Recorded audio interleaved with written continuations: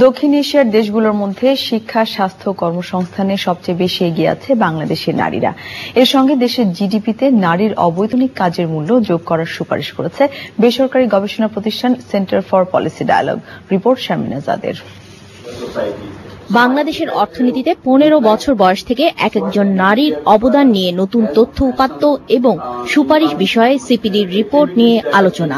বক্তারা নারীর গৃহস্থালী কাজ ও সন্তান লালন পালনের মতো কাজের অর্থনৈতিক মূল্যায়নের কথা বলেন।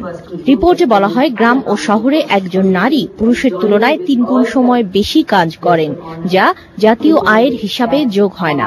মহিলাদের আনঅ্যাকাউন্টেড কাজটা 70% অফ জিডিপি, তা না, জিডিপির ইকুইভ্যালেন্ট। কত ব্যাপক অর্থনৈতিক কর্মকাণ্ডকে আমরা আমাদের বিবেচনার ভিতরে নিচ্ছি না, এবং এটাকে বিবেচনায় না নিতে পারাতে এইটার ব্যাপারে নীতিগত কোনো পদ্ধতিও আমরা সেই অর্থে হয়তো নিতে সক্ষম হচ্ছি না। তাদের যে অবদান জিডিপিতে, সেটা যে অতিমাত্রায় অবমূল্যায়িত হয় এ সম্পর্কে আমার মনে হয় না সন্দেহের কোনো অবকাশ আছে। রিপোর্টের সুপারিশ পালা নীতি নির্ধারণের কাজে আসবে বলে মনে করেন পরিকল্পনা মন্ত্রী। জিডিপি মূল্যায়নের জন্য দুটি বেসিস আছে। একটি হচ্ছে প্রাইস অঙ্ক, টাকার অঙ্ক, একটা হচ্ছে কনজাম্পশন মেথড। এখন যদি কোনো কনজাম্পশনে চলে যান তাহলে হয়তো সহজ হবে। যদি টাকার অঙ্ক বলেন, in that case lot many transaction আপনি মূল্যায়ন করতে পারবেন না।